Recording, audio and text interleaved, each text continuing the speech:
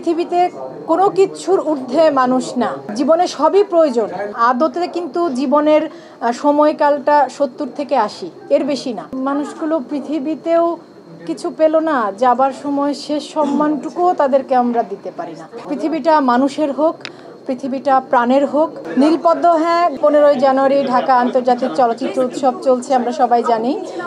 11 জানুয়ারিতে শুরু হয়েছে, 19 জানুয়ারি পর্যন্ত চলবে।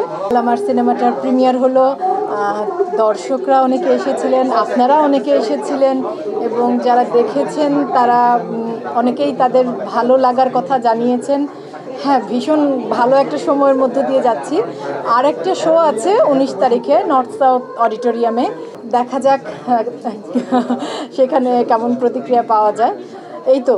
আর এরপর পরিচালক চিন্তা করেছেন যে সিনেমাটি আরও কিছু চলচ্চিত্র উৎসবে অংশগ্রহণ করবে দেশের বাইরে, তারপর দেশের প্রেক্ষাগৃহে মুক্তি দেওয়ার চিন্তা করেছেন তিনি। আসলে এত জীবন ওখানে, এত মানুষের আবাস, এত মানুষের জীবনের গল্প একটু একটু করে বলা মুশকিল। তবে একটা জিনিস আমার মনে সবচাইতে বেশি দাগ কেটেছে, যে অনেক মেয়ে চেষ্টা করে ওই জীবন থেকে বেরিয়ে আসতে।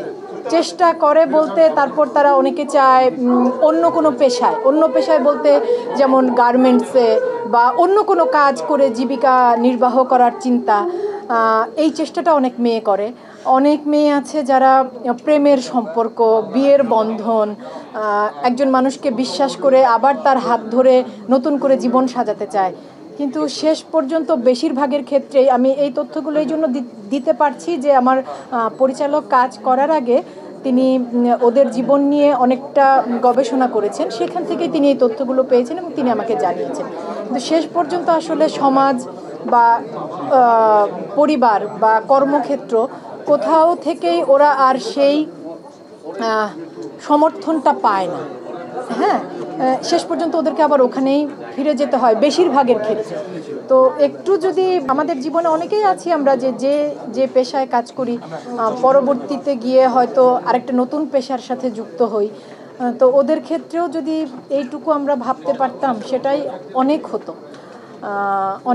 আরেকটা বিষয় আমাকে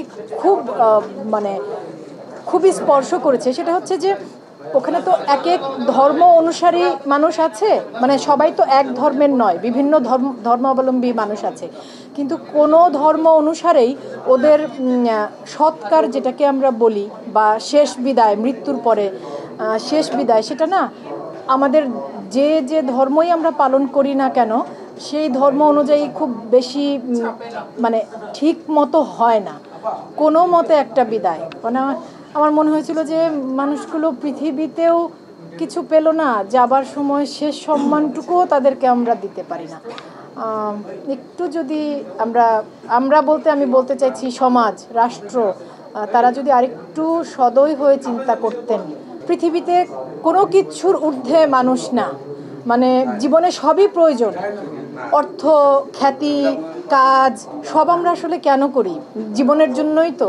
আদতে কিন্তু জীবনের সময়কালটা ৭০ থেকে ৮০, এর বেশি না। এইটুকু সময়ের জন্যই তো। পৃথিবীটা মানুষের হোক, পৃথিবীটা প্রাণের হোক, সকল প্রাণ সম্মান পাক, ভালোবাসা পাক, যে কটা দিন যে প্রাণ বাঁচে আরামে বাঁচুক। আমার যে কাজটির জন্য আমাকে পুরস্কৃত করা হলো আন্তনগর, আমার গত বছর চরকিতে একটি ওয়েব ফিল্ম মুক্তি পেয়েছিল।